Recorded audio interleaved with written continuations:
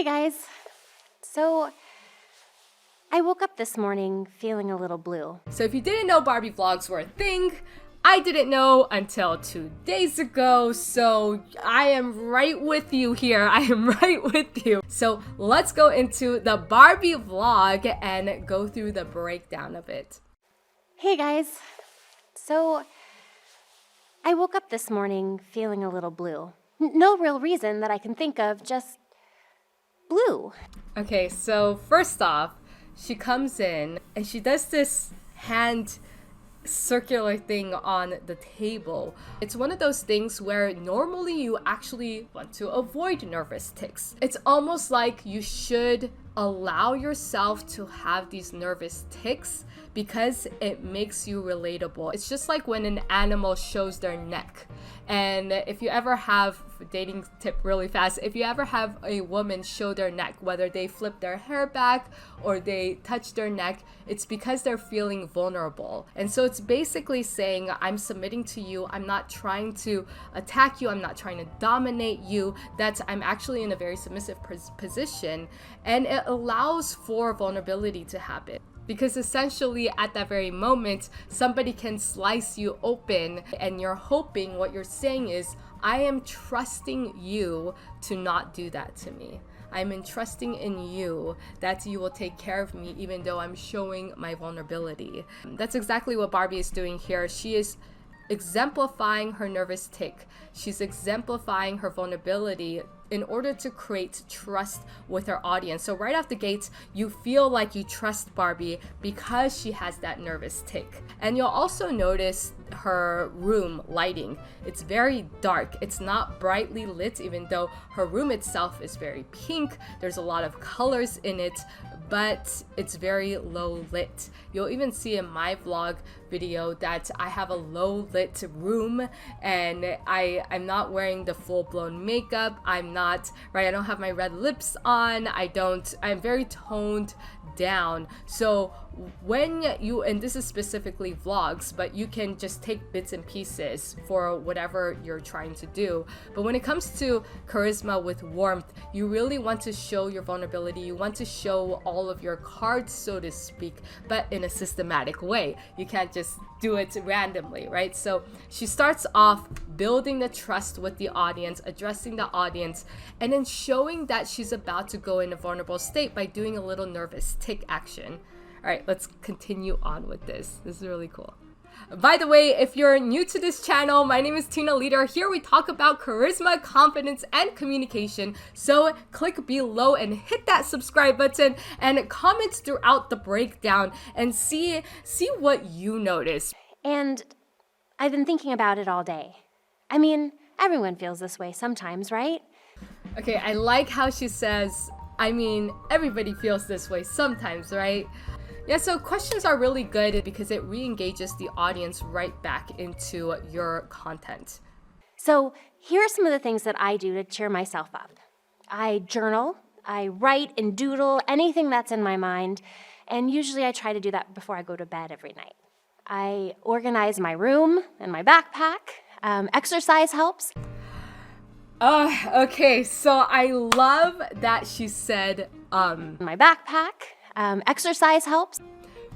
Right, so hear me out. Normally, we want to cut out all the ums, the ahs, any filler word to polish our language. In this case, saying makes you very relatable. As a matter of fact, I know somebody who is very famous for selling on stage, who's a woman, and she says and strategically in certain places on purpose. And she told me this. She does it on purpose in order to be more relatable because she trained out of it, right? So it's better to train out of it first, and then she inserts it in on purpose to be more relatable to the audience. So I love that she said and I love that that was written in the script itself. You probably naturally already do it. So when it comes to a video that you're trying to connect and you're trying to be more vulnerable, I would suggest to not even edit out these little filler words unless it's tremendous, but it makes you more relatable. It really does. And it's a technique a lot of professional speakers use, so you can go right ahead and use that. Sometimes even just a brisk walk can really just clear my head. And talking to people helps. Even if it's just talking to the clerk at a store type of thing, I find helps. And of course, remembering that positive attitude changes everything. Oh, my parents taught us the laughing meditation. It's a Buddhist meditation, and you just laugh. You put your hands on your belly like this, and you laugh really hard, like a belly laugh. Yeah, okay. So it's a little weird and awkward at first, but I promise, if you keep it up, you will start to feel better and a little bit less stressed. I love that she's saying this is what I do, but she's really giving advice at the same time. And she's also acknowledging that it's a little weird. Interestingly enough, my friend a long time ago told me this technique. Oh, maybe I shouldn't reveal it. You know what? I'll save it for my students in Charisma on Camera. So if you're interested in Charisma on Camera, then go to the description below and you can ask me that question in the program itself if you want. Just saying. Let's move on.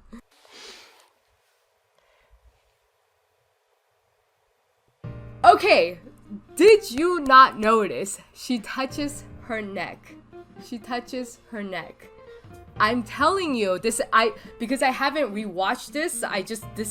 This is the first time I rewatched it, and I don't remember what she did, so I didn't plan this out. She touched her neck, and that's saying, again, I'm vulnerable right now. I'm being vulnerable. You can trust me. I'm being honest right now. The neck, I'm telling you, the neck, body language wise, it's something that watch out for that. When anybody who ever touches, reveals their neck, because it's a vulnerable spot.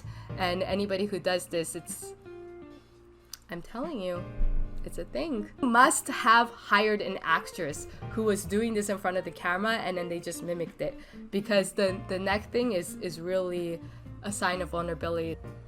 Love it. But sometimes I still feel blue. And then I feel guilty about feeling sad because I am supposed to be the upbeat, positive one all the time. I mean, I am known as being an upbeat person. I mean, pace, right?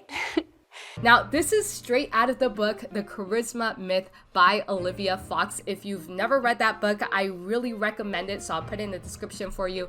In that book, she talks about presence, power, and warmth, and that's each of us being in a charismatic state will exemplify one more than the other, meaning we have a primary, right? And so when it comes to being charismatic, it's not always about being happy and having that presence, right? And being super magnetic. Sometimes it's the warmth factor, and that's really what Barbie's doing right now, is that she's being very warm, very genuine, very down to earth, and she's very toned down, and that's what makes people want to relate to her a lot more. Now, I did a video on this a long time ago, not on purpose by any means, but I was just trying to express how heartbroken and sad I was, and it was the first time I ever did a vlog, and so I'll put that in the link description below, because it was me really just trying to let out my feeling. And that is one way to do charisma, is the warmth factor being the primary. But I'm not always. And I started to think, maybe I'm just being really unfair on myself. You know, I don't always have to be upbeat and positive. And to expect that of myself it isn't fair. To camouflage myself to fit into a mold of what I think I should act or feel or think, well, that doesn't help anyone, and it just gets you lost. So here's my March thought for you. You can't have the spring without the winter. And I think the winter is beautiful too. The key is knowing that you are not alone in what you feel. Everyone has felt the way you feel at some point. And knowing that makes me feel better about not feeling better. Anyway, thank you so much for letting me share, guys. I really appreciate it. Peace. You have to remember that if you are talking into that warmth area, especially if you're talking about a difficulty or a problem that you're having, or something that is a problem, whether it's your client who's having a problem or a personal problem, you do want to end with a solution at the end of it. Don't leave the audience hanging, so to speak. You want to give them something to give them hope and positivity, because it doesn't work if you just leave them off a cliff and just let them drive off, because it makes nobody feel good. And at the end of that video and interaction, they're never going to want to come back again. So, because you know what, this is a small channel, so might as well comment below, take advantage of what is happening right now, and I will see you very soon.